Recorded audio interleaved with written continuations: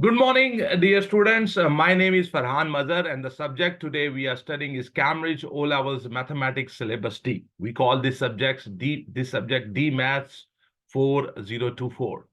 Today we have set our hearts to solve a paper 2 of this subject, and for this purpose we have selected May-June 2016 2 paper. The time allowed for this paper is 2 hours and 30 minutes. The total marks for this paper are 100.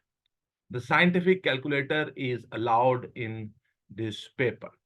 So let's start this paper. In this video, I'm going to present you the solution of this paper to the best of my knowledge, to best of my abilities, to best of my understanding. I will be trying my level best to make this paper easy for you. So let's start, and here we go. So this paper is showing up on your screen. So this is May-June 2016 2 paper. This is Mathematics Syllabus D, paper 2. The total marks are 100. So the question number 1 is showing up on your screen. He says, each year, the red plays the blue with blues in a baseball match. In 2014, there were 40,500 tickets sold for the match. In 2015, the number of tickets sold was 2.4% more than in 2014. Their question is they want us to calculate the number of tickets sold for the match in 2015. So the tickets sold in 2014 are given. There will be a 2.4% increase in this amount. Then we will get how much are the tickets sold in 2015. So the method is very simple. Let me show you. Okay, so what I will do, 40,500 plus 2.4% of the 40,500. So in your calculator, you will write 40,500 plus 2.4 divided by 100, multiplied 40,500 equals to, and that will be 41,472. So our answer, you can see, is right. This is the solution. Question number 1, and it's B part. He says in 2015, the cost per ticket for the match was this. So this price is for 2015. The cost per ticket for the match increased by 5% from 2014 to 2015. Calculate the cost per ticket for the match in 2014. Suppose that cost is X. Now we have to find the old value. And in that old value, when we increased it 5%, we got this value. So we have to find that. So this is called reverse percentage. So it will be X plus 5% of the X, and that is now 68.25. Take LCM on this side. 100x plus 5x divided by 100 is equals to 68.25. It will be 105x divided by 100 equals to 68.25.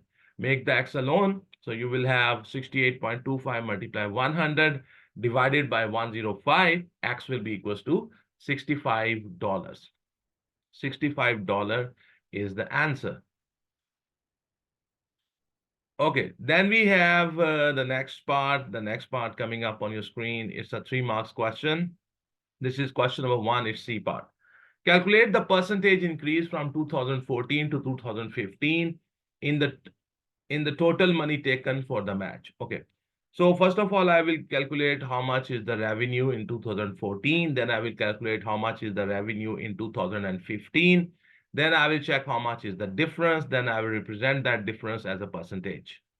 Okay, so the money they earned in 2014 is the number of the tickets divided by the price of the ticket. In 2014, the number of tickets sold are 40,500, and the price of the ticket is $65. So you will have 26, 32, $500. And money in 2015 is the number of tickets are 41,472, and the price of the ticket is $68.25. So when you multiply them, you get $2,830,464. Now check what is the difference between these revenues, how much money they made. So when 22,830,464 minus 2,632,500, when you subtract them, you get 197,964. So what is the percentage increase? The percentage increase will be increase divided by the old multiply 100. So 197,964 divided by 2,632,500 multiply 100, and that will be 7.52%. 7.52% is the increase. So let's check. 7.5 to 7.6. So our answer is right. So this is the solution. Okay. Now we are going to the question number 2. He says it's A part. JK is represented with the column vector 2, 5. KL is represented with the column vector 4, minus 2. LM is represented with the column vector minus 1, 3. Their question is find JM vector. Okay. From J go to K, from K go to L, from L go to M. So you will get JM. That means JK plus KL plus LM. So very simple, straightforward question. JM will be equals to JK plus KL plus LM. So just put their column vectors here. 2 plus 4 minus 1, that will be 5. 5 minus 2 plus 3, that will be 6. So column vector 5, 6. So our answer you can see is right. So this is the solution. Question number 2, A part and its second portion. They want me to find out the magnitude of the KL. I know the column vector of the KL. If you know the column vector, you can find the magnitude. The formula is square root, and under the square root, we write x square plus y square.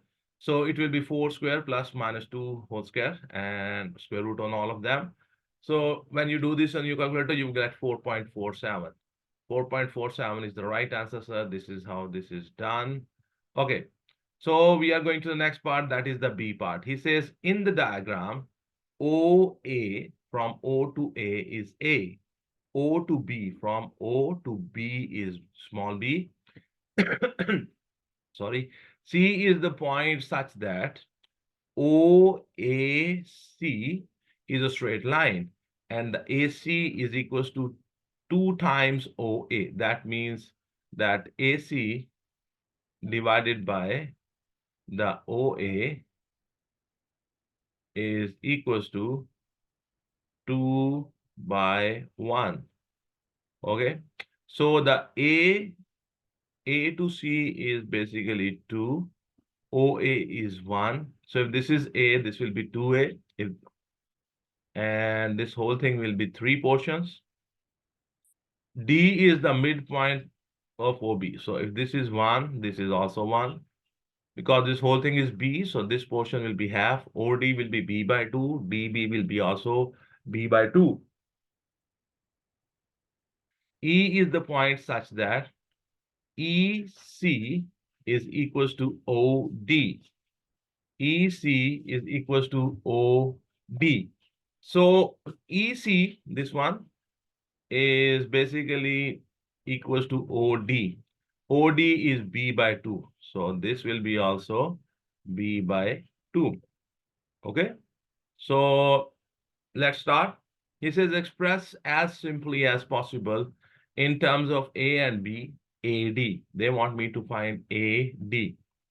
From A, go to O. From O, go to D. This is the strategy. Okay. Now, if you want to find out AD, the method is very simple.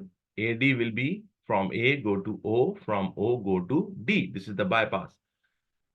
AO will be minus A, and OD will be B by 2. So the answer is B by 2 minus A. B by 2 minus A. B by 2 minus A is the right answer, sir. Okay, then he says find EB. They want me to go to from E to B.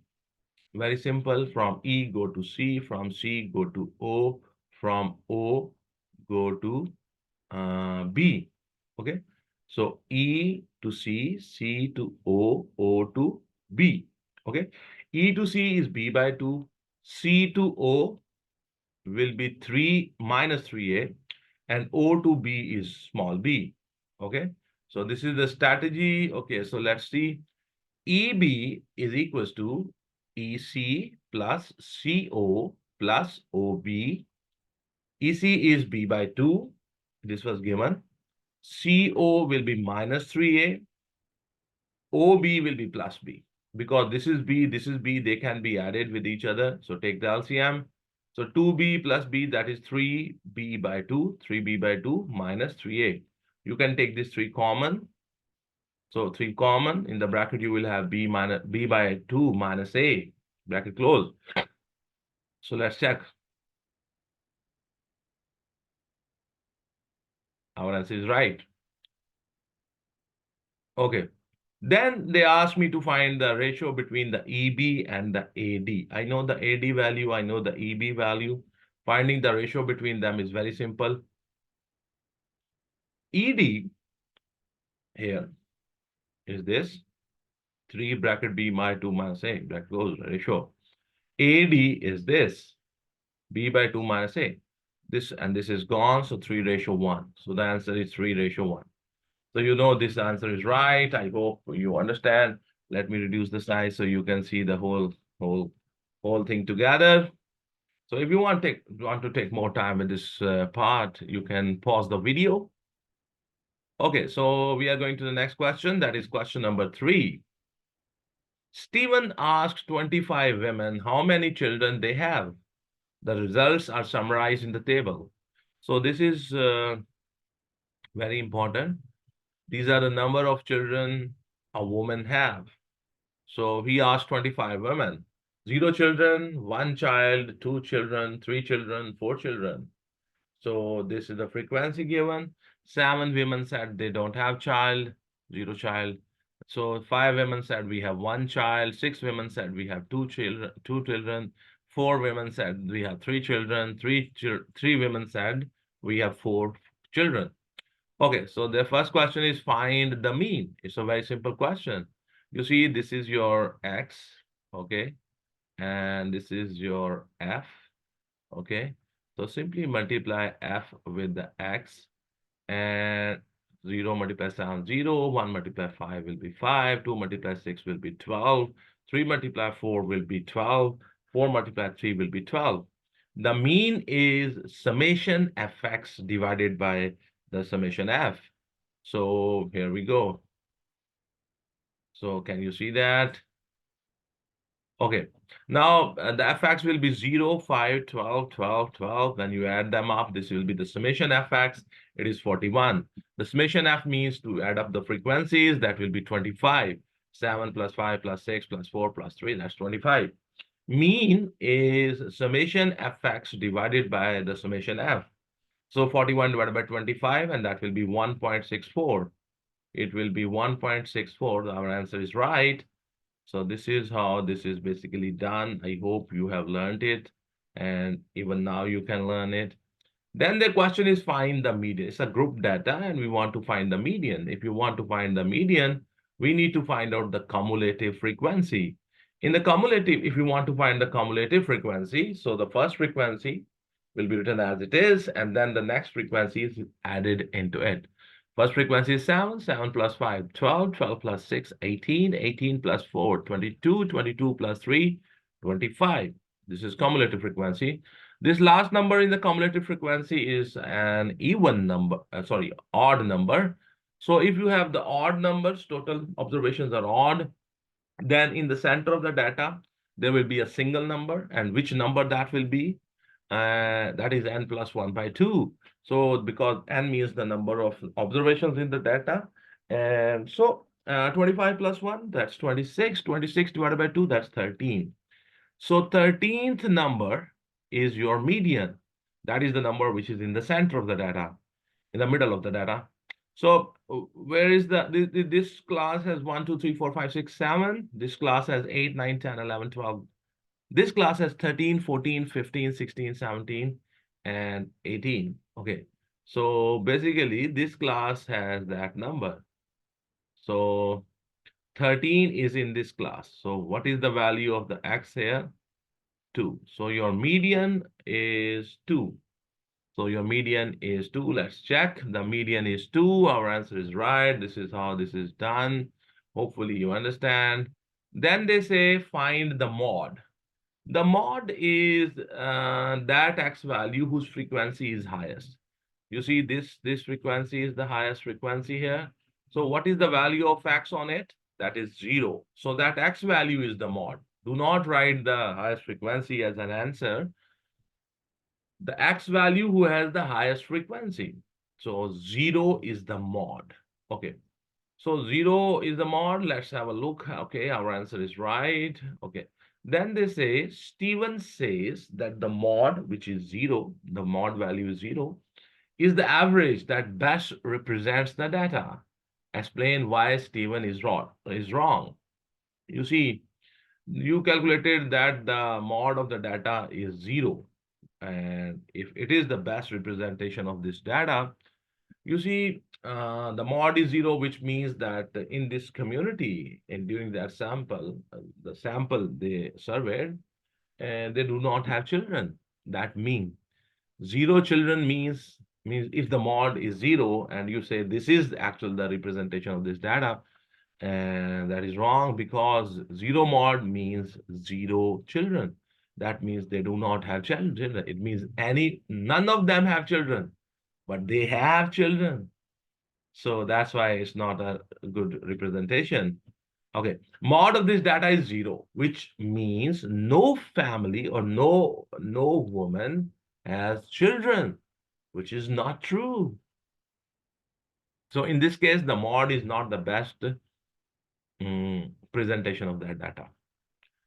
I hope you understand this problem. Oh, he says appropriate reason. This is the appropriate reason because the mod is 0, which means that none of them have children while they have children. Okay, so we are going to the next part. That is the question number, I think we are doing which question? The question number 3, and it's C part. He says, Stephen chooses 2 women at random from the group. Calculate the probability that both of them have just 1 child. Give your answer as a fraction in its simplest form. So 1 child, there are 5 such women who have one child, I mean. So total women are 25. So the probability of 1, 1 means one child, woman who has 1 child. A woman who has 1 child, we have to choose, the 2 women will be chosen. We will have 1 child, 1 child. So the probability of 1, 1, it will be 5 by 25, multiply 4 by 24. That is 20 by 600, which is 1 by 30. Is the right answer, sir. I hope you understand. Okay. So question number 3, and it's D part. He says, draw a bar chart to represent this data. So in the bar chart, when you draw the bars should not touch each other because this is not a continuous data. And so I will take, for example, 0 here, 1 here. Okay, so on the y-axis, the frequency is represented. So 0's frequency is 7, 1's frequency is 5, 2's frequency is 6, 3's frequency is 4, 4 frequency is 3. So what I will do, you see here, 0, 1, 2, 3, 4. This is bar chart. So the bars should not touch each other. There should be gap between them. So here I have put 0, number of children. And on the y-axis, we have represented the frequency for each class. So for 0, this is 7. For 1, the frequency is 5. For 2 children, the frequency is 6. For 3 children, the frequency is 4. For 4 children, the frequency is 3. So this is how you will represent that bar chart. And what they say, correct bar charts with axes labeled. So the axes are already labeled.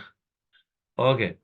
So then he says Stephen shows Frank the paper on which he recorded the data for his survey. Part of the paper has been torn. Okay. So, but very easy, you see. How many zeros you have? Let me show you. So how many zeros you should have? Zeros are 7. So check 1, 2, 3, 4, 5. So there are 2 zeros are missing. Okay. How many 1 should be there? 5. The 1 should be 5. Okay. How many 1 are there? 5. So let's check. 1, 2, 3, 4. So 1 is missing. Okay. Then how many 2? There are 6 2s. 1, 2, 3, 4, 5, 6. So 2 is not missing. There are 4 3. So 1, 2, 3. So 3 is missing. Okay, so I write 3 here. And then 4 is 3 times there. 1, 2. Oh, the 4 is also missing. Okay, so it will be 0, 0, 1, 3, 4. Where is that? Okay, 0, 0, 1, 3, 4. 0, 0, 1, 3, 4 is the right answer, sir. I hope you understand how I have done this.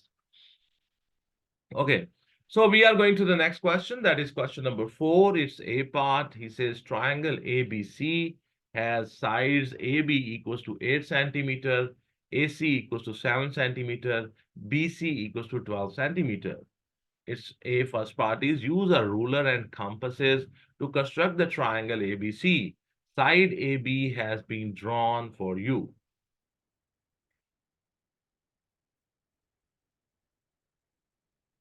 Okay. So this is the AB. You see the AB is 8 centimeter. Okay. The AC and the BC, they both are given. The AC is 7 centimeter. The BC is 12 centimeter. What you will do, you will open your compass 7 centimeter. You will take A and you will draw an arc here. And then BC is 12. You will open your compass 12 centimeter. You will put your compass here. You will take B as the center and you will draw an arc of 12 centimeter radius. Where these two arcs will intersect each other on this side, that is the point C. So let me show you. So can you see that from A, by taking A as the center, I have drawn an arc of radius 7 centimeter. You can see this arc. Okay. Then I open my compass 12 centimeter by taking B as the center of that arc. I have drawn that arc of 12 centimeter radius where these two arcs intersected each other. That is the point C. Then I join C with the A and C with the B. Okay. Then he says, measure the BAC angle. So they want me to measure. The word is very important. This word is very important. He used the word measure. Measure means that with the help of the protractor, measure how much is the angle BAC. So put your protractor here. Its 0 should be here. From here, calculate how much is this angle. When I measured this angle. It was 105. 105. 105 is the answer, sir. He says the answer will be from 104 to 108. Our answer is 105, which is in this range. It's right. Okay.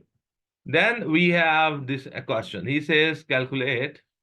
This is question number 4 and it's B part. He says calculate the interior angle of a regular 12-sided polygon.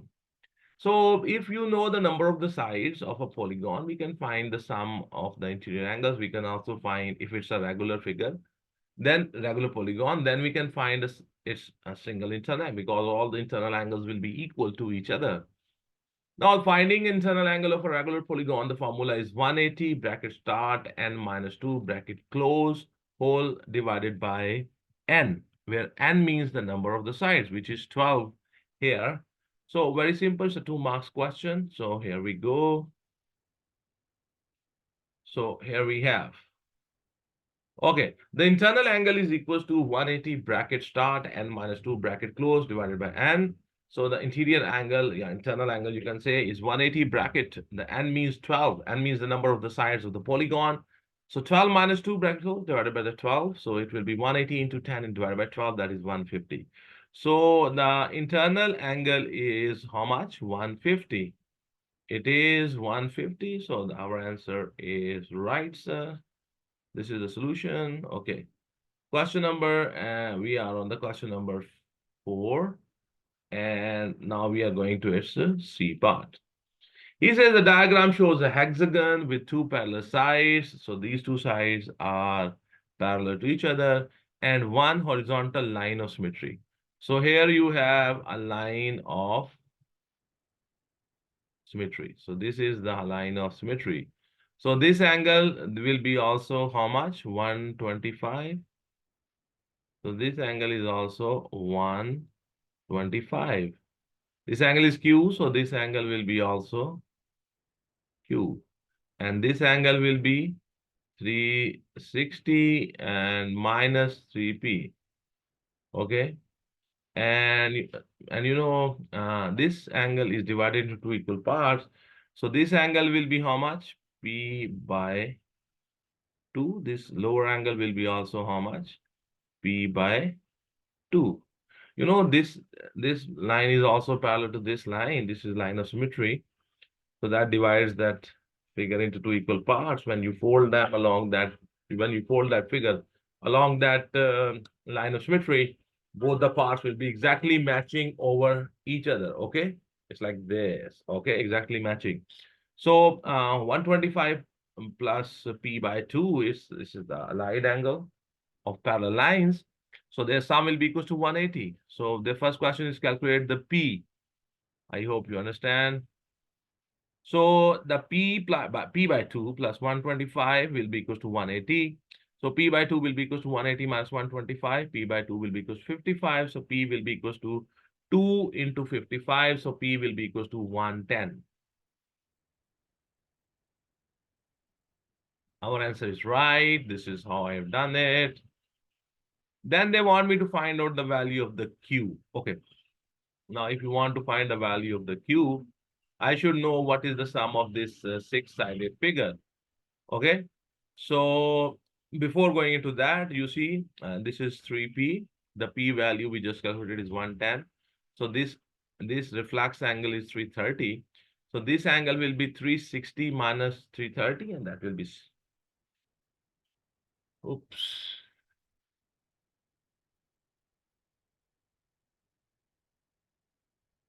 This, what I wrote, 30316. This angle is not 60. This is how much? 30. Okay. So if I will add all these angles, their sum will be equals to 180 bracket 6 minus 2 bracket goes, that is 720. The sum of the internal angles, interior angles of 6-sided polygon is 720. Hexagons, sum of total interior angles is 720. Okay, so the angle here are, okay, 2p plus 2 into 125 plus p. So this is 2q plus 2 into 125 plus p plus 360 minus 3p, bracket close, equals to this 720. Okay, so you will have 2q plus 250 plus 110 plus 360 minus 3 minus 3 into 110 equals to 720. So 2q plus 390 is equal to 720. So 2q will be equal to 720 minus 390. So the 2q will be equals to 330, and the q will be equals to 330 divided by 2, and that is 165. So the value of the q is 165. Hopefully you understand. When I was writing, I just wrote here 60, but this angle must be 30 because 360 minus 330, that's 30. So hopefully you understand this. Let me reduce the size so you can see the whole part together. So this is how this is done. Okay, so we are going to the next part. In the next part, they say, you see, it's a D part. He says the trapezium PQRS is similar to the trapezium ABCD. Okay. AB is parallel to the DC and the angle ABC is 90 degree. The DC is 2 times of the AB. BC is half of the AB. And the PQ is 3/4 of the DC. He says, given that the BC is X, if the BC is X, that means this X, then the AB will be 2 times of the BC. From here, I'm saying this. Okay, from here. Okay, it cannot be erased. Okay, sir. So, and the AB will be 2 times BC. So this will become 2X. Okay. Then he says the DC is 2 times of the AB. So this will become 4X. Because AB is 2X, DC is 2 times of the AB. So 2 times 2X, that will become 4X. The PQ is 3 by 4 of the DC. So when you multiply 3 by 4 with the 4X, 4 and 4 will be gone. So you are left with the 3X. So this side is how much? This side is 3X. Then the question is find an expression in terms of the X for the area of the, they want me to find the area of this figure. Let me call it the area number 2. I can calculate the area number 1 in terms of X because they are similar. So once I know the area of this, I can find the area of this. The area 1 by area 2 will be equals to AB by PQ whole square because they're similar. The ratio of the areas is equals to the ratio of their square of the ratio of their sides. Okay. Now, the area of the ABCD will be 1 by 2 into the height into sum of the parallel sides. So 1 by 2 into the x into the 4x plus 2x. This will become 6x. So you will have 6x squared divided by 2, and that will be 3x squared. So the area of the ABCD is 3x squared. Now they are asking me to find the area of this. Okay. So because they are similar, so the ratio of their areas is equals to the square of the ratio of their sides. So the area PQRS divided by the area of the ABCD is PQ by AB square. The PQ side is 3x, the AB side is 2x. Just put those values, x and x is gone. So 3 square will be 9 and the 2 square will be 4. The area of the ABCD is 3x square. So the area of the PQRS will be equals to 9 multiplied 3x squared divided by 4. So that is 24x squared divided by 4. 27x squared divided by 4 is the final answer, sir. So this is answer. I hope you understand. Let me reduce the size so you have an idea how this is done. Okay. So this is how the D part is done. If you want more time with this part, you can pause the video. I hope you understand this question.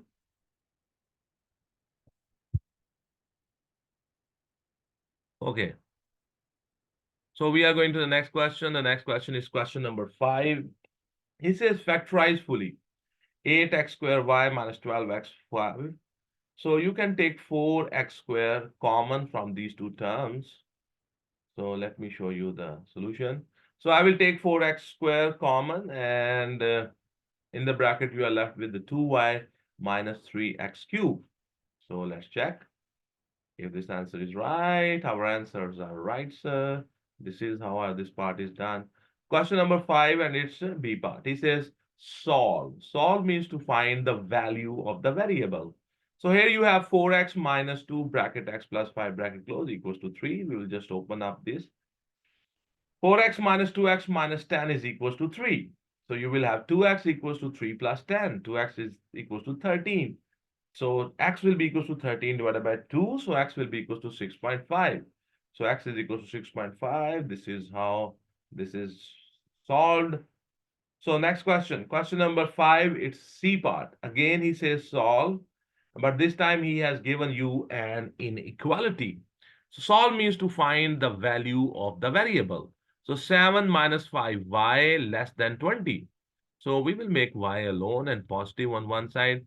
So 7 minus 5y is less than 20. So minus 5y is less than 20 minus 7. So minus 5y is less than 13. Now I will divide both the sides with negative 5. When you do this, when you divide both the sides of inequality with a negative number, or when you multiply both the sides of a inequality, of an inequality with a negative number, the mouth of the crocodiles, which is its orientation, You see, so the y, the crocodile mouth will be now facing towards the y because you have divided both the sides with a -5. So you will have y greater than 13 by -5. And when you divide 13 by 5, it is something like -2.6. So y is greater than -2.6. Y is greater than -2.6. So our answer is right. This is how this is done. Hopefully you understand. Here we have. A rectangle has a length 2x centimeter. Its the length is given and the perimeter is 18 centimeter and the area is 10 centimeter square. Show this. Okay. Now we know the length, we know the perimeter. So from there, I can calculate what is the width.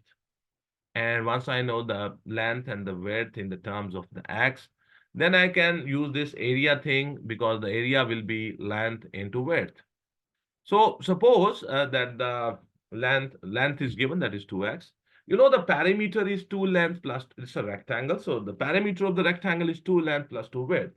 So 2 length plus 2 width is equals to 18. The perimeter is given.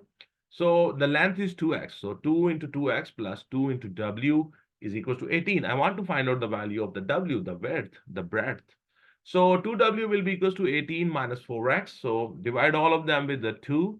So W will be equals to 9 minus 2x. I know the width now. Now their question is find the area. So the area will be length multiplied width and the area is given, that is 10. So 2x multiplied with the 9 minus 2x and that is equals to 10. So just open this 18x minus 4x square is equals to 10. So bring them to the left side. So you will have 4x square minus 18x plus 10 equals to 0. Divide all of them with the 2. So you are left with 2x square minus 9x plus 5 equals to 0. And this is this equation which they want you to show. So hopefully you understand this trick. Is a famous trick. These questions are coming from your, if you are studying from D3, this is the first chapter of the D3, the quadratic equation. These are its story sums.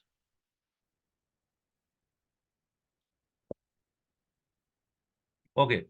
Then we have, he says, solve 2x squared minus 9x, which we just showed, plus 5 equals 0, giving your answer correct to 2 decimal places, correct to 2 decimal places. Okay.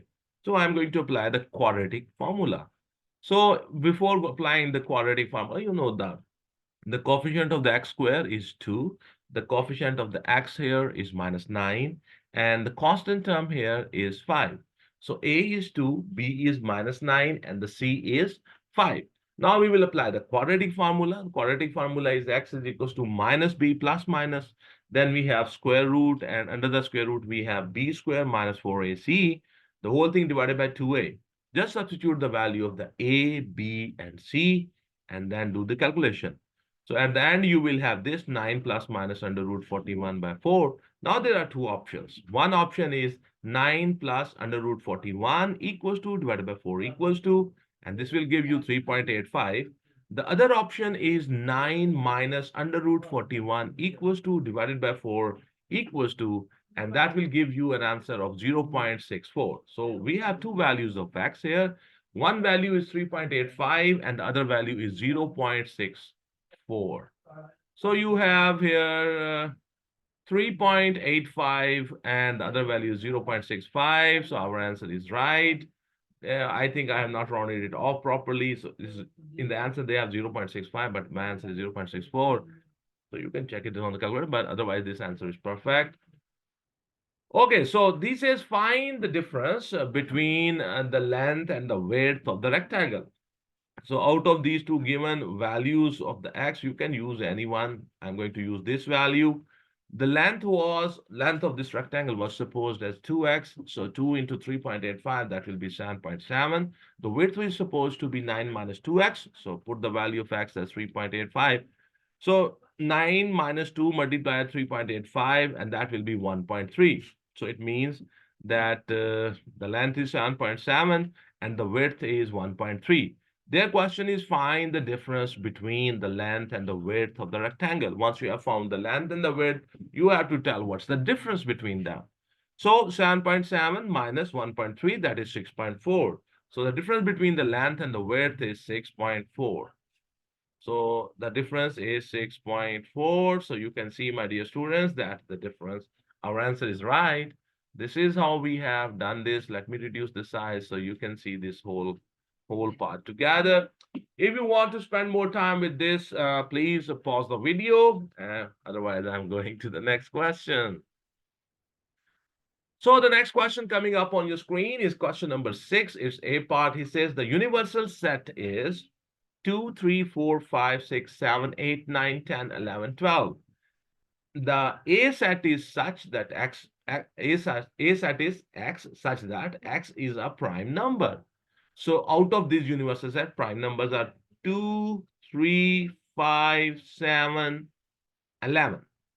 B is an even number. B is a set such that X is X such that X is an even number. So that means 2, 4, 6, 8, 10, and 12.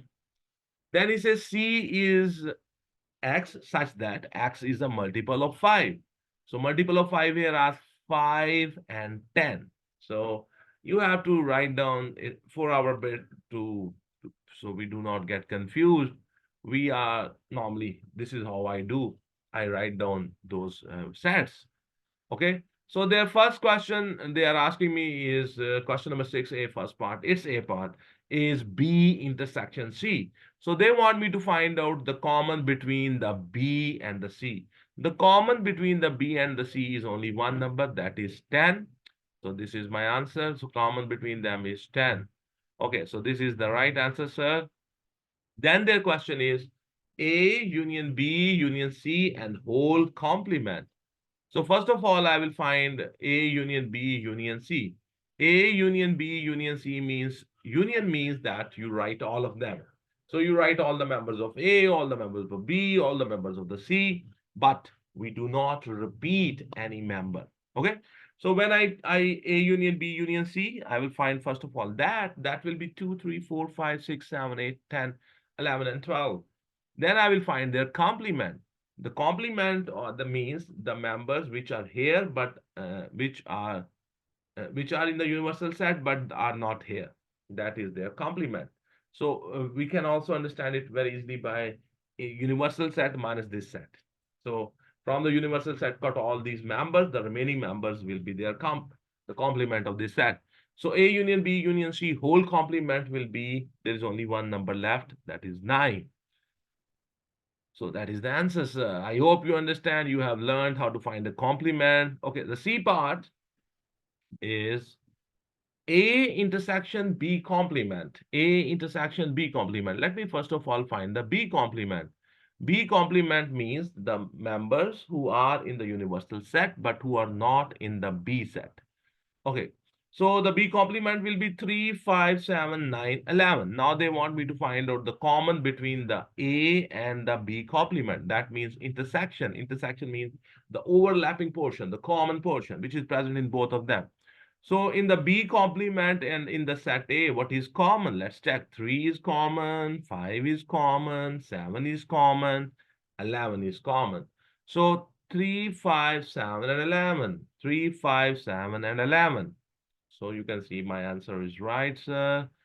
Okay, then he says a number Q is chosen at random from the universal set.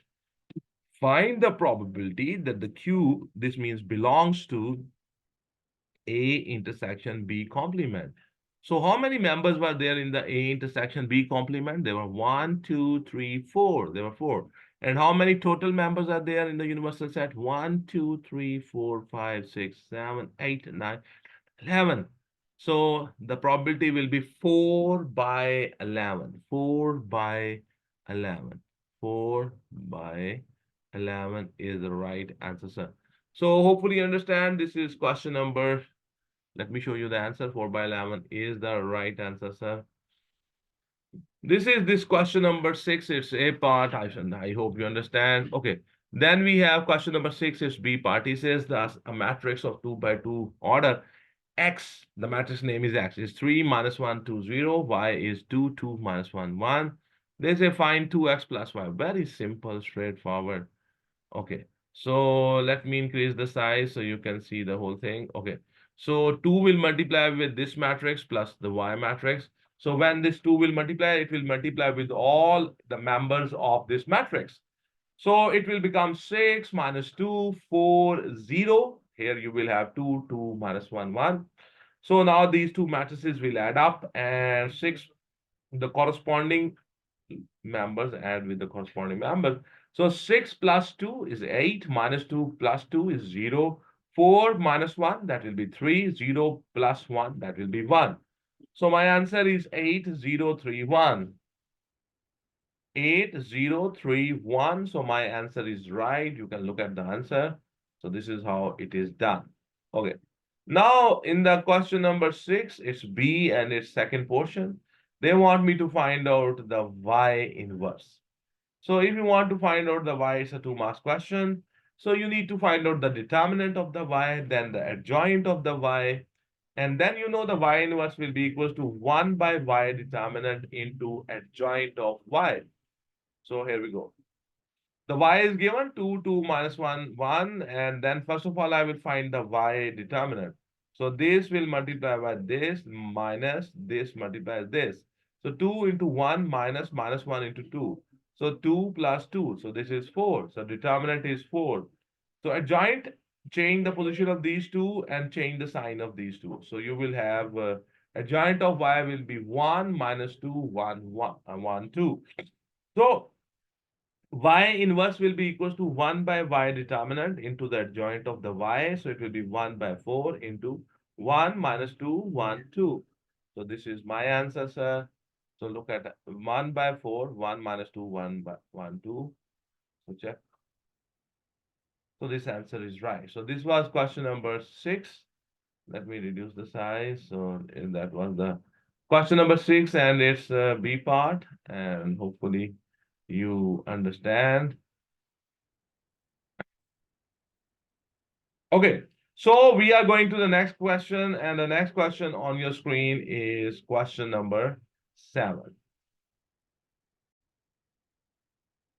So we are on the question number 7. He says, one day, garage A records the amount of petrol bought by the first 120 customers. The results are summarized in the table below. So from 0 to 10 liters, 9 customers. From 10 to 20 liters, the customers who bought 10 to 20 liters, there are 13 customers. From 20 to 30, 36 customers. 30 to 40, 30 customers.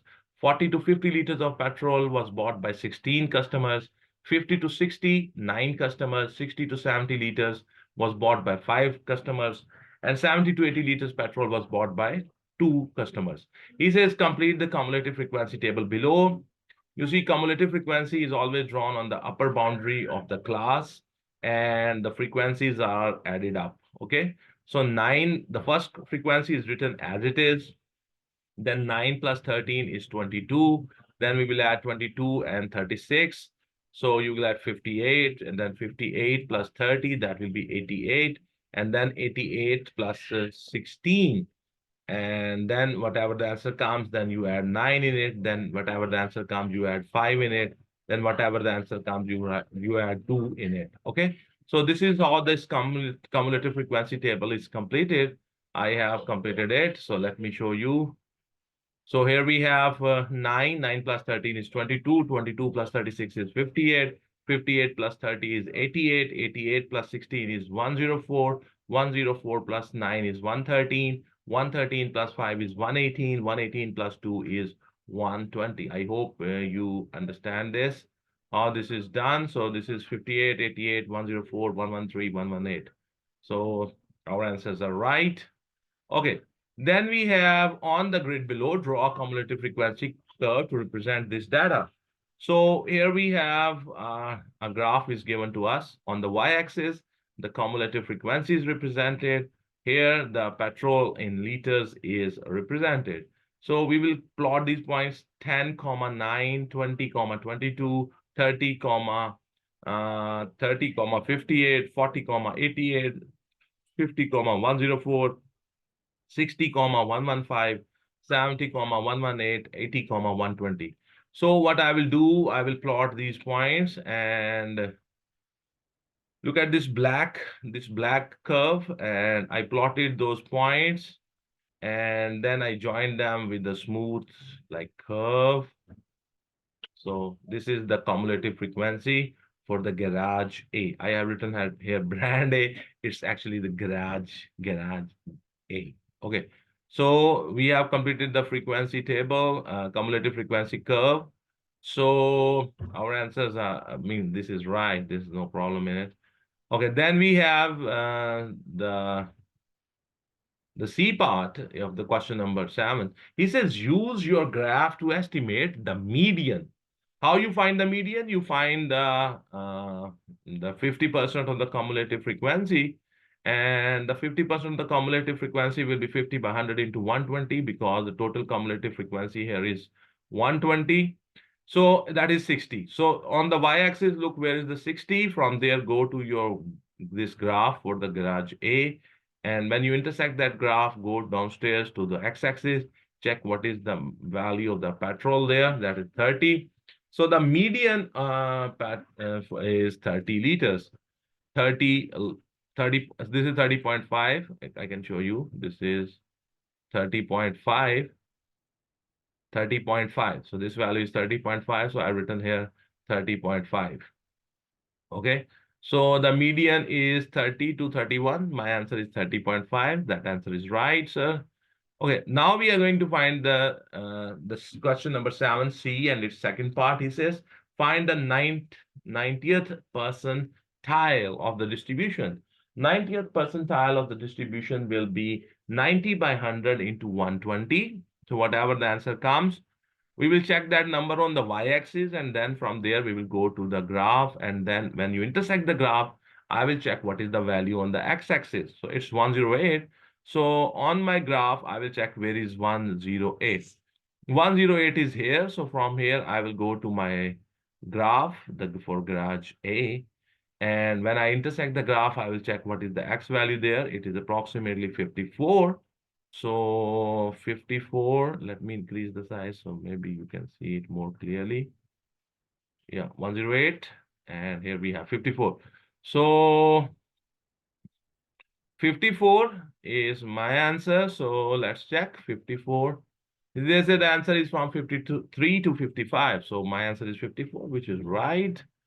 Okay, then we have a very important question. On the same day, Garage B also recorded the amount of the petrol bought by its first 120 customers. Now they are talking about another garage, B, its name is B. The results are summarized below. 6 customers bought 10 liters or less. Remember, the liters are x-axis and the customers are y-axis, okay? So this point will be 10, comma, it will be 10, comma, okay. So 6 customers bought 10 liters or less. So this point will be 10, comma 6. The most petrol bought by any customer was 60 liters because they are total 120 customers. So this point will be 60, comma 120. The median amount of the petrol bought was 34 liters. Median is 50% of the 120, so that is 60. So petrol is 34 liters, the median is 34 liters, so it will be 34, comma 60. The lower quartile of the distribution was 25 liters. Lower quartile for 120 will be 25% of the 120, that will be 30, and 30, the value of the liters is 25. So this point will be 25, comma 30. Liters is on the x-axis and the number of customers is on the y-axis. So 25, comma 30. The interquartile range of the distribution was 19 liters. We know the lower quartile, we know the Q1 value, that is 25 liters. The interquartile range is 19. So what will be the upper quartile? Q3 will be the Q1 plus the interquartile range, and that will be 25 plus 19, that is 44. You know the upper quartile is 75% of the total cumulative. So 75% of the 90 of 120 is 90. So this point will be Q3 is 90 on the y-axis. Sorry, and the 44 liters on the x-axis. So 44, comma 90 is the point. So I have 1, 2, 3, 4, 5. So what I will do, I will plot these points. So what are the points? 10,6, 60,120, 34,60, 25,30, 44,90. So I plotted them. Let me show you. So I plotted them on the graph. You can see these red dots. I plotted them on the graph and then I joined them with a smooth curve. And I mean with a curve. So this is the garage B. This is the cumulative frequency curve for the garage B. Then they say E part is, he says the petrol is priced at $2.60 per liter at both the garages. Garage A offers a gift to a customer who buys over 35 liters. So anyone who will be buying more than 35 liters will be given a gift. On the garage B offers a gift to customer who spend over $104. So for garage B, first of all, I will find how many liters. The amount spent, who spent more than $104. So 104 divided by 2.60. And if you will get the number of the liters. So. Okay. So on the garage A, because it's 35 liters. I will check where is the 35. 35 is here. From here, I will go to this curve, check what is the X, Y. What is the value on the Y? 76. So the people who bought more than this, so that will be 120 minus 76. So it will be 44. So the gift is given to 44 people in the garage A. Okay, for garage B, the people who spend more than $104 are given a gift. So 104 divided by 2.6. So 40 liters of petrol. So for garage B, I will check where is the 40 liter. Okay, here we have the 40 liters. From here, I will go to the graph, check what is the value of the y-axis is 78. From 120, subtract 78. So on the garage A, 44 people were given the gift. On the garage B, 42 people were given the gift. So we have to write here this complete this sentence. Garage dash offers a gift to dash more customers than garage this. So according to my approximation, the garage A offers a gift to two more customers than the garage B. So you can pause the video and you can have a look at this marking scheme very carefully. Take your time with this marking scheme. Here are my answers. So hopefully you understand this question. Okay. So our next question is showing up on the screen. This is question number 8. He says, the table below shows some values of X and the corresponding values of Y. For the Y is equals to 1 by 4 into 2 raised to power X. So this is that equation for this curve. He says complete the table. So there is one value missing here. When the X is 1, what is the value of the Y? So let me show you. I have done this. So y will be equal to 1 by 4 multiplied 2 raised to power, because the X is in the power. So 2 raised to power 1. So the answer, when you do this on your calculator, you will find that the answer is 0.5. So then he says on the grid below, draw the graph of this thing. So at 0, the value is 0.25. At 1, the value is 0.5. At 2, the value is 1. At 3, the value is 2. At 4, the value is 4. At 5, the value is 8. So we will plot these points on our grid, and here we go. So plot those points at 0, at 1, and then at 2, then at 3, then at 4, then at 5. And I also take some extra points. For example, I take what is the value when the X value is 0.5, when X value is 1.5, when the X value is 2.5, when the X value is 3.5, when the X value is 4.5 to make my curve very smooth. So then I will plot these points and I will join them with this curve. You can see this black line. This is that graph. Okay. Okay, so hopefully you understand. Okay, then let me show you this also. This was the question. Okay, now we are going to this part. He says, by drawing a suitable line, find the gradient of a graph, of your graph, where x is equals to 4. So at x equals to 4, what I'm going to do, I will plot a tangent. So you can see this is the x equals to 4. So here I have drawn a tangent. You can see this red line.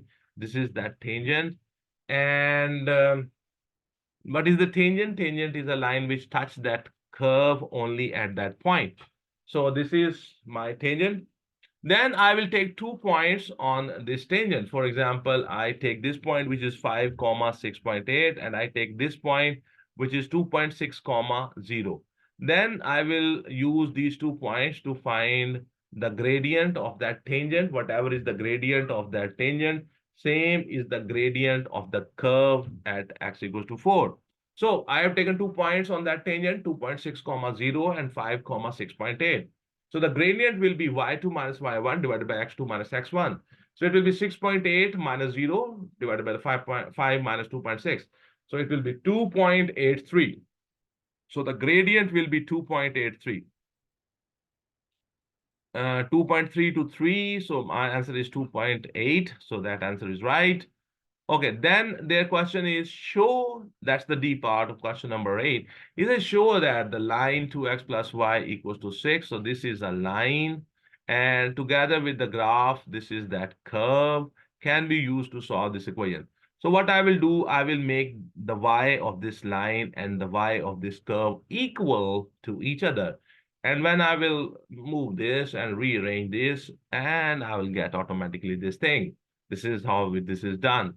So the line is 2x plus y equals to 6. So y will be equals to 6 minus 2x. And in the curve, the y is equals to 2 raised to power x, the whole thing divided by 4. So I will make these y's equals to each other.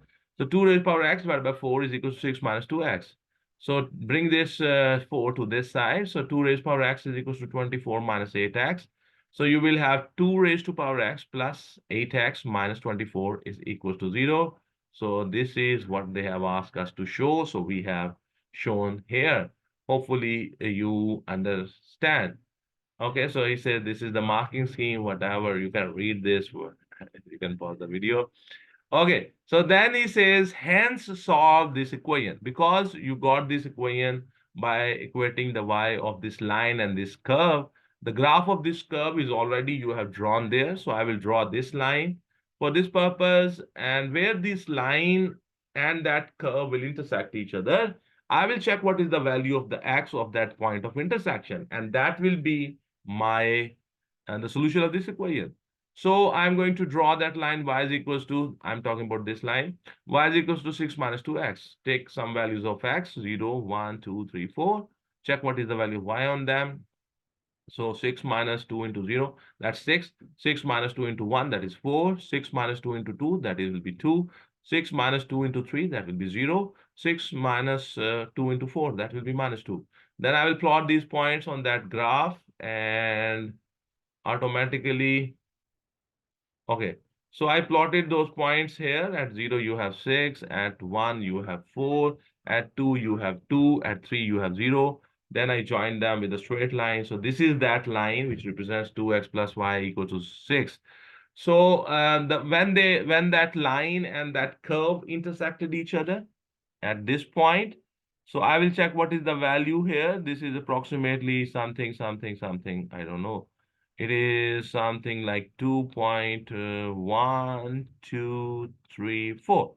Maybe 2.4 is the answer. Yeah, it's 2 point, because that is not that clear. So 2.35 is the answer. I hope you understand how we have done this. 2.3 to 2.4 is the answer. My answer is 2.35, which is exact answer, sir.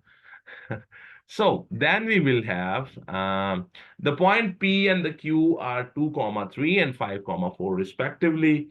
Find the gradient of the PQ. Very simple. The coordinates of the P are given, the coordinates of the Q are given.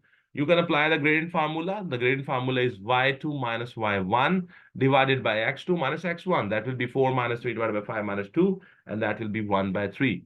So the gradient of the that'll be 1 by 3. My answer is right. Okay. Then it says on the grid, draw the line L, parallel to the PQ that touches the curve. Okay. So that means that line will become a tangent to that curve, and it should be parallel to the PQ. So very simple, straightforward. I have, where is that? Okay. So here we have what we have done here. Can you see that? We have plotted P point and the Q point. P point is 2, 3. Q point is 5, 4. So this is that PQ line. So I have to draw parallel to this PQ line. And once I have drawn this, and then I can, I will draw parallel to this line. I will draw this line. Okay. So, and how to draw a line parallel to this line, I can show you. If you go, let me show you. For example, if you will go to my YouTube channel, so where is that? Uh, so we can go to www.youtube. Okay, so we are going to YouTube. I have shown there. I've drawn made.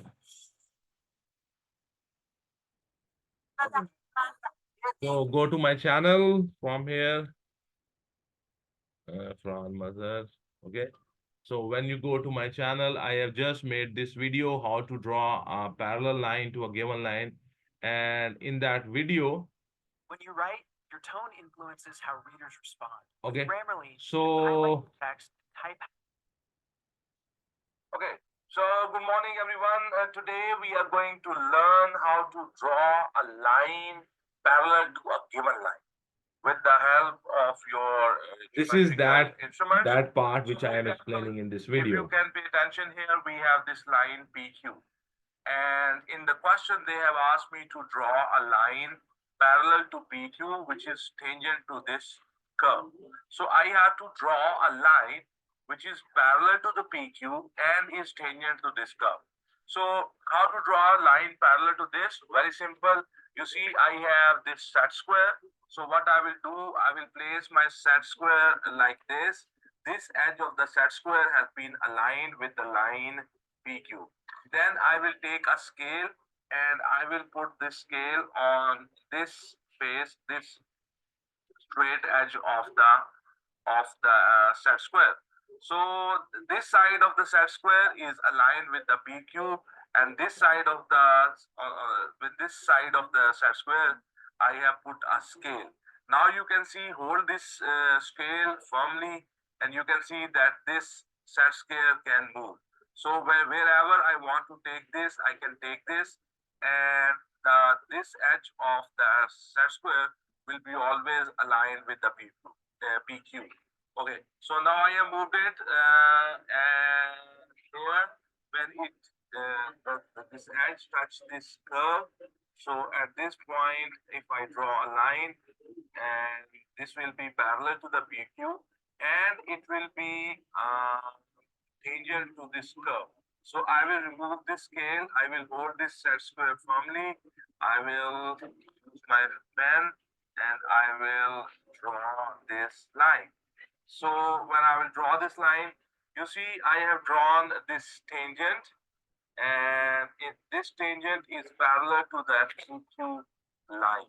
So once again, learn how I did this. I use a set square. I place this side of the set square aligned with the PQ line. Then on the other side of that set square, I put a scale. I hold that scale firmly, and then I am able to move the set scale up and down along that scale. So, and when this side of the scale, which was parallel to the PQ, becomes a tangent to that curve, I remove the scale and I draw a line along this side of the set scale, and you can see this is the tangent on this curve, and it is parallel to the PQ line. So I hope you have understood how to draw a line on a graph paper with the help of a set scale and a straight edge on a graph paper, a line parallel to a given line. So hopefully you have understood how this is done. This video is on my YouTube channel. You can watch it this video. So let's go back where we were. So I hope you understand now how this line has been drawn, which is tangent to this curve and is parallel to the PQ. So this was what they were asking in this part. Now we have this third part. In the third part, he says, write down the equation of the line L. We know the gradient of the line L. We know the y-intercept of this line. What is the y-intercept of this line? Hopefully, let me show you. This is approximately 0.15. So the equation of this line will be, the equation of the line is y is equals to mx plus c. So the y will be equals to, the m value is 1 by 3. So 1 by 3x plus, and the y-intercept is 0.15. So let's have a look at the marking scheme, what the marking scheme has to say. It says y will be equal to 1 by 3x plus k, and the k value is from 0 to 0.25. So our answer is in this range, and I hope you understand. This is how this is done. This is how this line is drawn. I have tried to explain to you. Hopefully you understand. Now we are on the question number 9, and it's A part. Here we have a wind turbine. This is the blades of the wind turbine. The blade of this wind turbine, its length is 30 meters. This is the point B on the ground. The diagram shows a vertical wind turbine with the blades 30 meters long. The blades are stationary with the point A being the maximum distance possible from the horizontal ground. The point B is such that the angle of elevation of the A from the B is 34. So the angle, this angle basically is how much? 34. And then they say the angle of the elevation of the center of the blades, the center of the blade, which is point C, from the B is 25. So this angle is how much? This angle is basically 25. So how much will be this angle? This angle will be 34 minus 25, and that will be 9 degrees. Okay. So how much is this angle? This angle is 90. I can tell you how much is this angle. This angle will be 180 minus 90 minus 25. And this angle will be how much? This angle will be 65. So this angle is going to be 65. So then how much will be this angle? This angle will be 180 minus 65, and that will be, I think, 115. Let me check. Let me check the calculation. Okay, that will be 115. Then you can apply. So here we have that question. So their question is calculate the distance AB. So if you want to calculate the distance AB, which is this distance, so now look at this triangle ABC. We know this angle, the side opposite to 9 degree is 30. The side opposite to the beta angle, which is 115 degrees, is AB side, which is question. So I'm going to use that law. So here you can see let me show you I'm done. Okay. So the angle alpha will be equals to alpha plus 90 plus 25 is equals to 180. So alpha will be equals to 180 minus 115. So the angle alpha will be 65 degrees. Alpha plus beta is equals to 180. This we're talking about these two. So the 65 plus beta is equals to 180. So the beta will be equals to 180 minus 65. So the beta will be equals to 115. So AB by sine of 115 will be equals to 30 by sine 9. So AB will be equals to 30 multiplied sine 115 equals to divided by sine 9 equals to, and that will be 173.80. 173.8, and my answer is right, sir. I hope you have understood how this question has been done. Then we have, he says, different wind, this is the B part of the question number 9. He says, a different wind turbine shown in the diagram on the next page has the center of its blades F 75 meters from the base of the turbine D. Point E is on the sloping ground 180 meters from F and 130 meters from the D. Calculate the angle of the elevation of the angle of depression of the E from F. So they are talking about this. So this angle is 75, this is 180, this is 130, and the angle of the depression we have to calculate. The angle of the depression is basically this angle. So if you want to find out this angle, so this angle is, the whole angle is 90. Because here in this triangle, DEF, the three sides of this triangle are given. So what I will do, I will find out this angle, and let me call it, suppose this angle is phi. Find this angle, and from 90 subtract phi, so you will get this angle, which is theta, suppose. So that will be the angle of the depression of the E from the F. So this is the strategy for this part. I hope you have understood this strategy, and it's 4 marks. It's a 4 marks question. So let's solve this. Okay.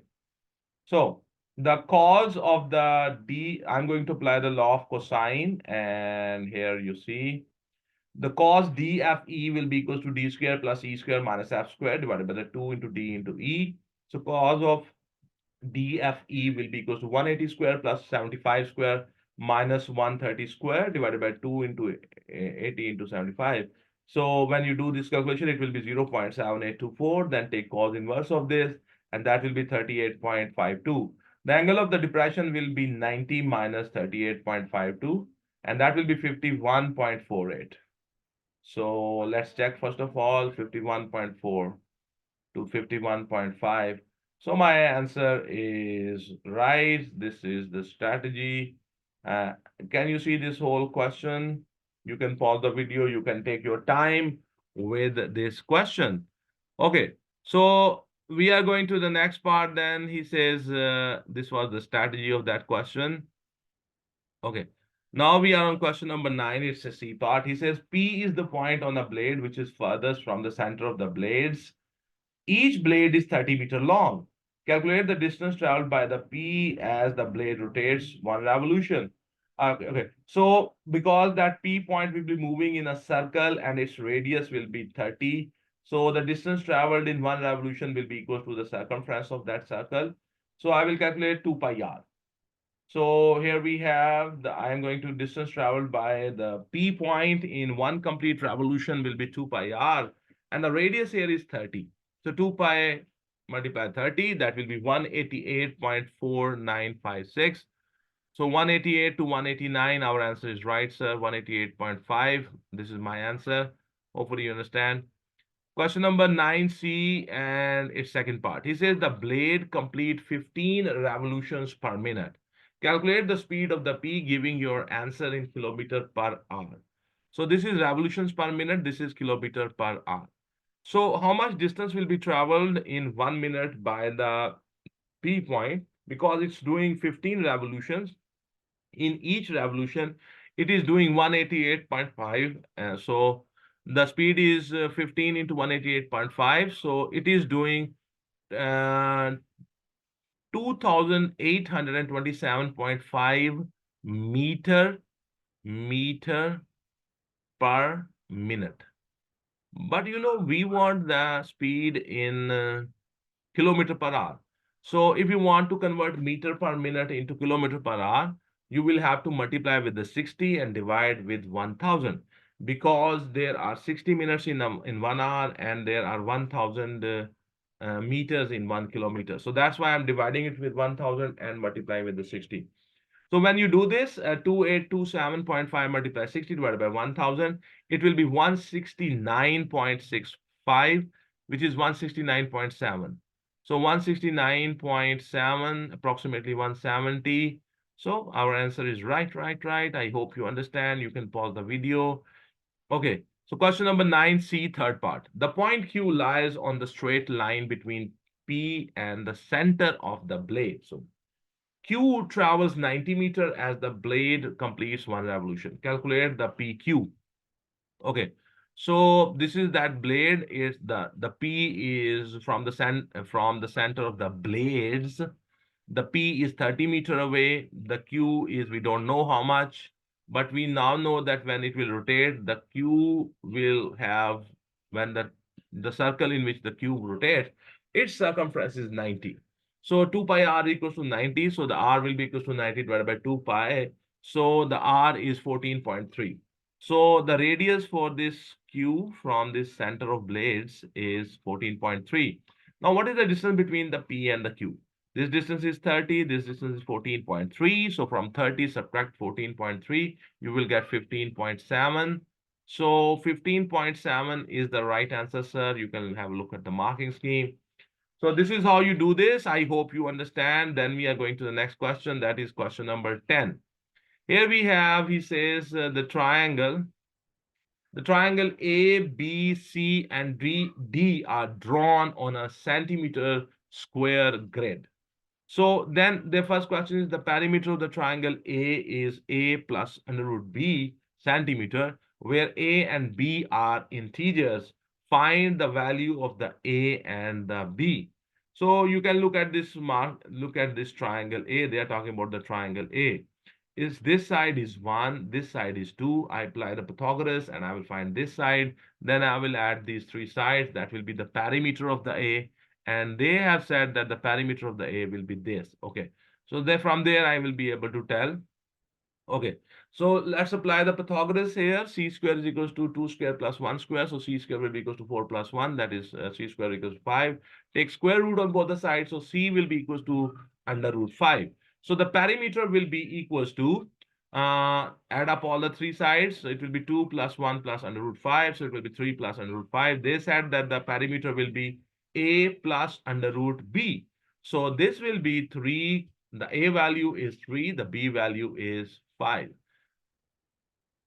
So question number 10, A is 3, B is 5. So I hope you understand this. Okay, then he says the triangle A is mapped onto triangle B by a translation T. Write on the column vector of the translation. So the translation is when the body moves in a straight line. A has gone to B. A is the object, B is the image. So how you find the translation column vector? You from is the take a point on the image, take a point on the object. They should be the same points.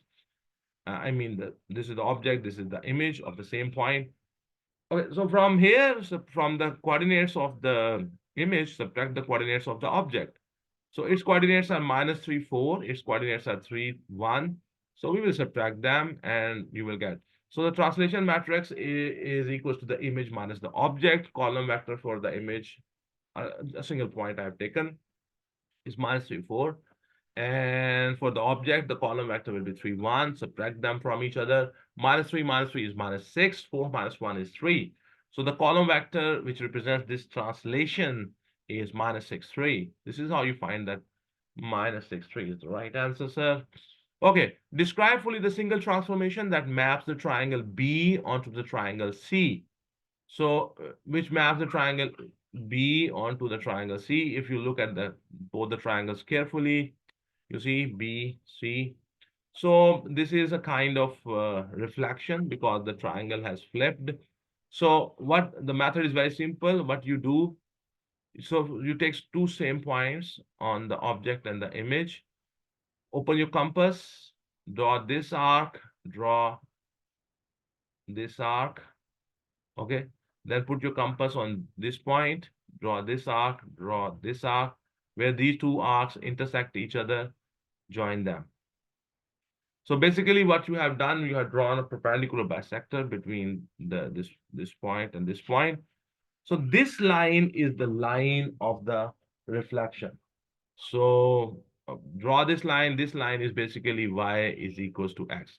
So the answer is reflection in the line y is equals to x. So you can see that reflection in the line y is equals to x, okay? So let's check the answer. Reflection in the line y is equals to x. Our answer is right. This is a very famous line, okay? Which passes through the region. At 1, you have 1. At 2, you have 2. At 3, you have 3. So it's a equation we do not drive. We know this is y is equals to x. And the line which goes like this, that line is y is equals to -x, okay? Then we have the D part. In the D part, describe for the single transformation that maps the triangle B onto triangle D. So B onto D. So clearly you can see that the triangle has enlarged.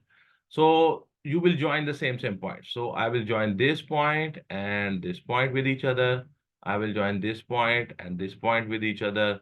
I will join this point and this point with each other. And I will prolong those lines.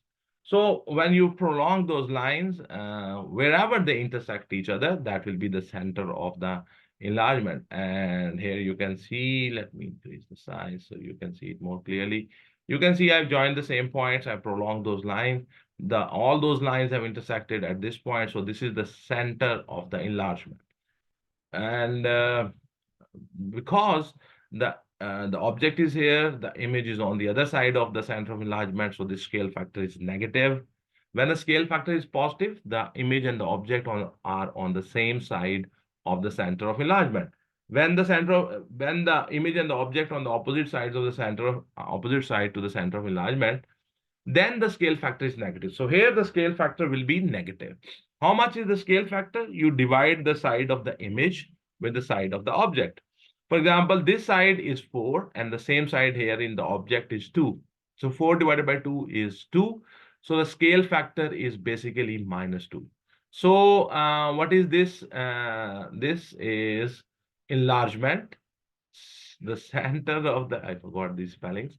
Center of the enlargement is -4, 2, and the scale factor of the enlargement is -2. Hopefully you understand. So its enlargement scale factor is -2 and the center of the enlargement is -4, 2. Okay. So I was trying to show you here once again. This is how this is done.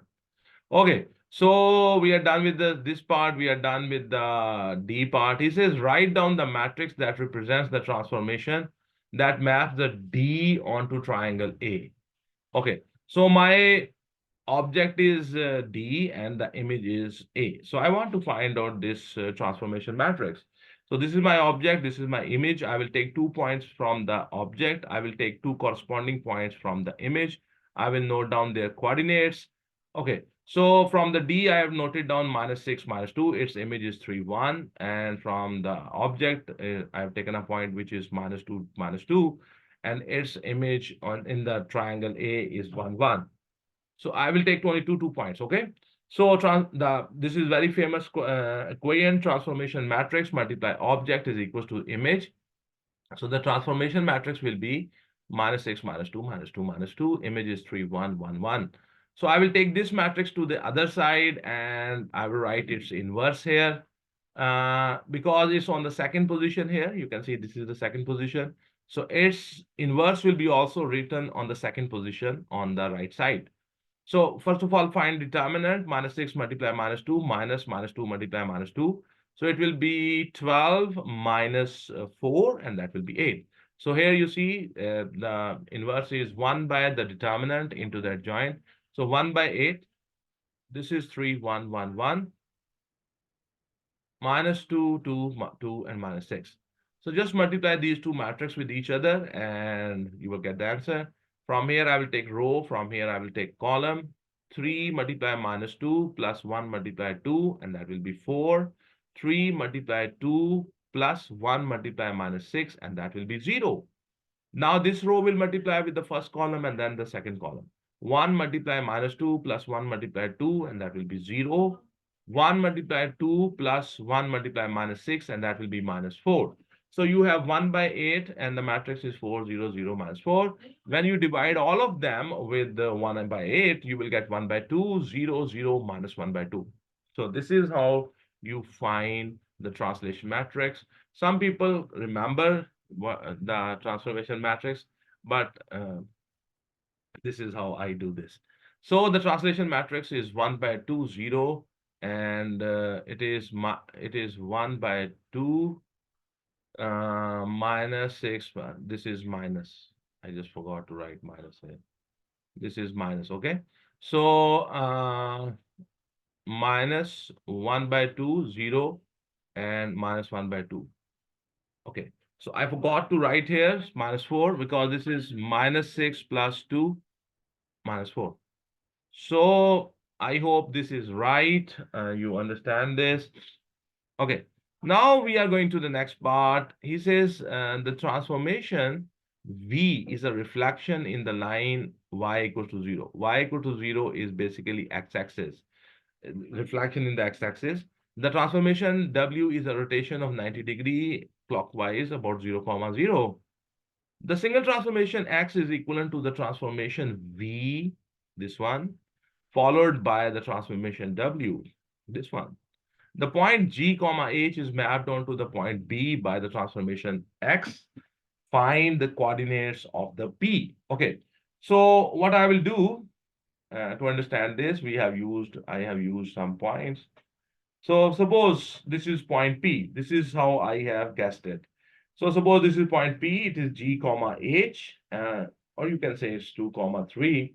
When you reflect it in y equals to x, so its image will be here, and its coordinates are 2, comma minus 3. So its coordinates are basically G, comma minus H. The x remains the same, the y its sign changes. Okay, then you have to rotate it about 0, 90-degree clockwise. So when you rotate it 90-degree clockwise, this point will come here. Now its coordinates are -3, -2. So if you talk in terms of G and H, now they are -H minus G. This is a very complicated thing. It means you have to do your imagination. So when you do on P, when you do V, you get G, comma minus H. And when you do the W on this, you get -H minus G. -H minus G is my answer. Where is that answer? Okay. So here we have -H minus G. Is this one mark is a little difficult. Then it says describe the single transformation X. So what is X? So the points, I suppose, by looking at them, I will be able to tell you. See, this point was here. This point was here. So look at here. If I join them, no.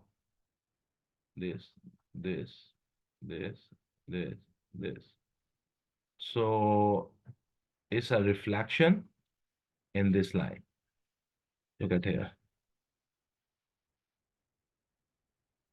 So this is 2.5 diagonal on this side, 2.5 diagonal on this side. So this is a reflection in the line y is equals to minus x.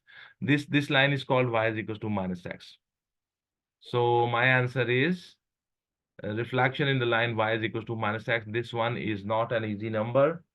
You know, this has 2 marks. It is a little difficult thing. Yeah. Okay.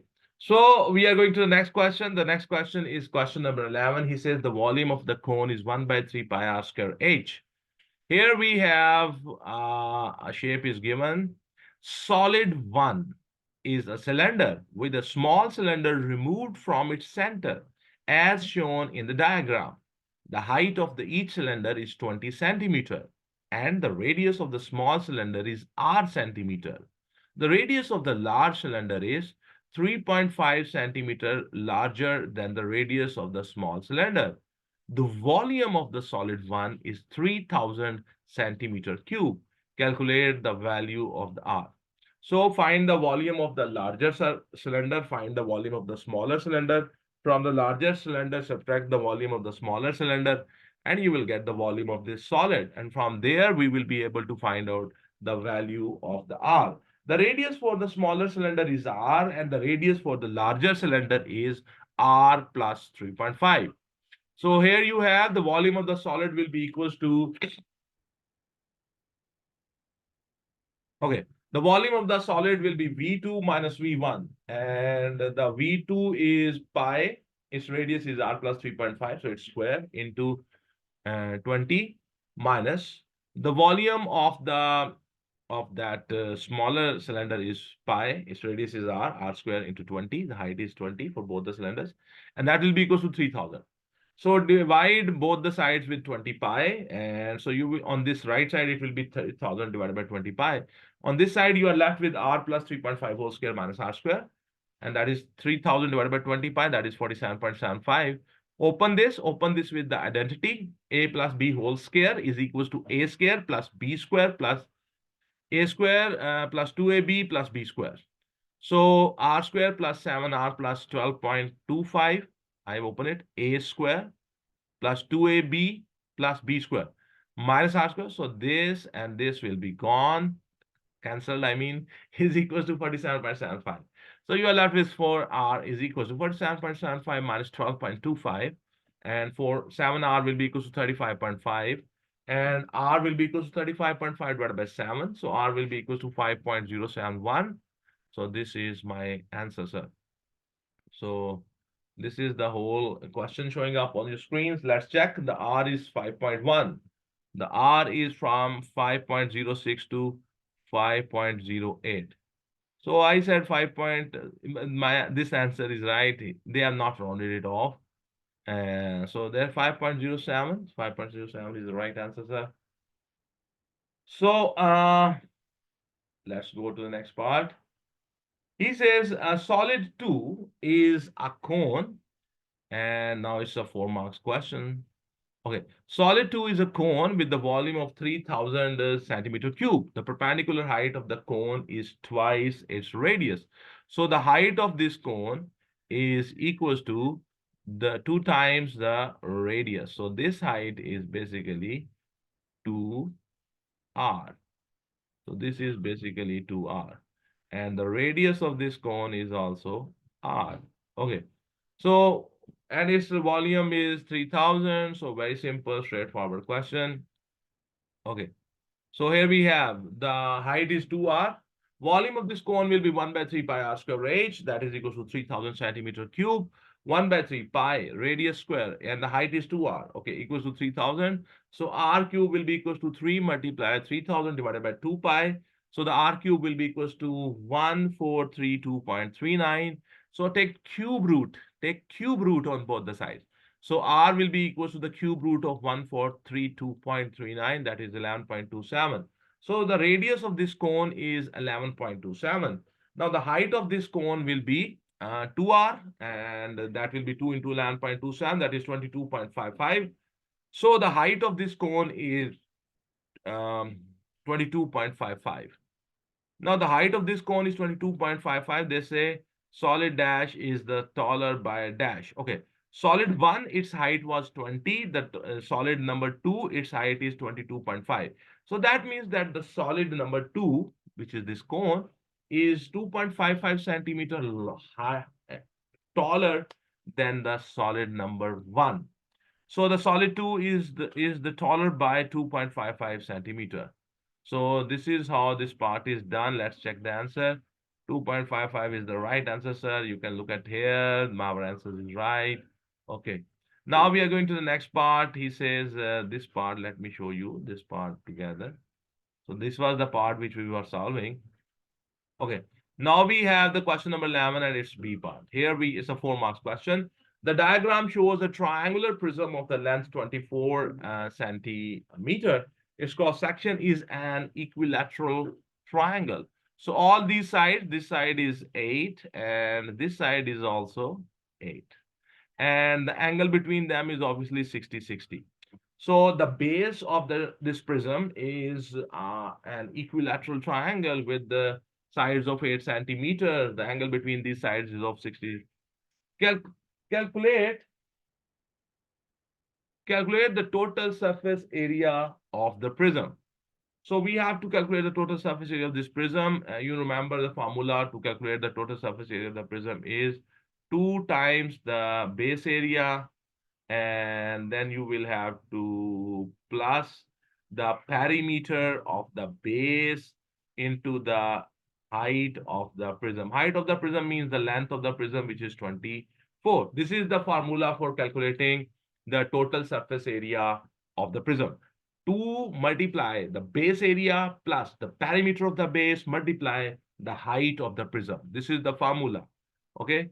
So here we go. We are going to, okay. So the area of the base will be, because this is equilateral triangle, this base is equilateral triangle. The base is the face of the prism, which is present throughout the prism, I mean throughout the length of the prism. So wherever you cut it, you will find that face. So that is the base of the prism. So which is equilateral triangle here. So 1 by 2 into 8 into 8 into sine of the 60. So the area of that triangle is 27.713 centimeters square. The perimeter of the base is add up all the three sides of that triangle. 8 plus 8 plus 8, that is 24 centimeter. Now we will apply the formula for the total surface area of the prism. The formula is 2 multiply the base area plus the perimeter of the base multiply the length of the prism. So that will be 2 into 27.713 plus 24 multiply 24. That will be 631.426, approximately 631. So they say from 630 to 632. So my dear students, my answer is right, and we have reached the end of this paper. So my dear students, today in this video, we have completed May-June 2016 2-2 paper. This paper 2 was from the zone 2. In this video, I have presented you the solution of this paper, and I have tried my best, and I have tried my best to the best of my abilities, to best of my skills. I have tried to write the solutions in a way that you can understand. I have also tried to describe those solutions. I hope that you will like this video. I hope that this video will be very helpful to you when you are doing your past paper practice. If you find this video helpful and useful, please share the link of this video with your class fellows, with your teachers, with your junior students. Please share the link of this video onto your TikTok, onto your Instagram, onto your Snapchat, onto your Facebook, onto your WhatsApp groups, onto your Google Classrooms. You see, when you do this, this helps me to promote my channel. Like this video, share this video, and subscribe my channel. I think it's a great blessing for me that I can make these videos, and these videos can make the life of some students around the globe easier, their parents' life little easier, and their subject teachers' life also little easier. It's a blessing for me. It's a blessing for you. Thank you very much. Have a good day. God bless you all.